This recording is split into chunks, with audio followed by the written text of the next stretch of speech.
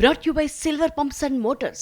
Top quality और consistent performance के लिए सिर्फ सिल्वर पंप्स नाम याद रखना.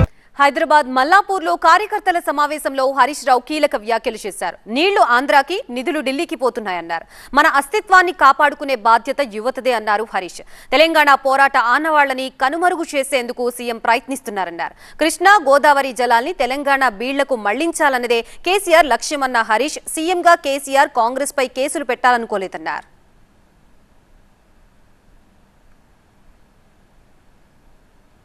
రేవంత్ రెడ్డి పాలనలో 20 నెలల పాలనలో ఏం జరుగుతుందంటే నీళ్లు ఆంధ్రప్రదేశ్కు, నిధులు ఢిల్లీకి పోతున్నాయి.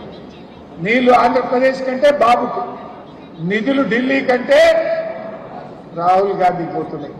మరి దీనికోసమేనా ఏం జరుగుతుంది? మరి ఆ విషయాలు మీరు తెలుసుకోవాలి, ఆ విషయాన్ని మీరు బాగా అర్థం చేసుకోవాలి. ఇవాళ ఢిల్లీలో ఉన్న బీజేపీ, ఆంధ్రప్రదేశ్లో ఉన్న తెలుగుదేశం, మన తెలంగాణలో అధికారంలో ఉన్న కాంగ్రెస్, ఈ ముగ్గురు కలిసి మన తెలంగాణ హక్కులకు ముప్పు వాటిల్లో చేస్తున్నారు. మన హక్కులు దెబ్బతీసే కుట్రలు చేస్తూ ఉన్నారు. దయచేసి మీరందరూ కూడా బాగా అర్థం చేసుకొని ఆ కుట్రలను బద్దలు కొట్టాలి. అంటే బద్దలు కొట్టాలంటే ఆ కుట్రల స్వభావం ఏంది, ఆ కుట్రల స్వరూపం ఏంది, ఏ రకంగా కుట్రలు జరుగుతూ ఉన్నాయి, దానివల్ల భవిష్యత్ తరాలకు తెలంగాణకు ఎట్లా నష్టం జరుగుతుందో మీకు అర్థం కావాల్సినటువంటి అవసరం ఉంది.